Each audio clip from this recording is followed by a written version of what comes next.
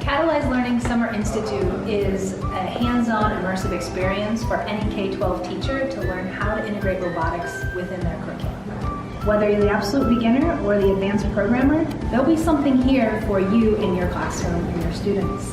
We programmed robots. We actually went through a lesson and felt how that would feel for our students and why it was meaningful as a teaching tool and not just an assessment. When you just say, let's do robotics, I don't really get much from that. But if you were to say, let's do robotics to study Shakespeare, I start to begin to understand what robotics really can mean. Robotics has to be a tool. So you should be using robotics in your English classroom, in your science classroom, in your after-school classroom. It's a tool for students to become creators. Robotics should be a tool to do what you want to do in your classroom. Robotics should be a tool for your students to do what they want to do in their project.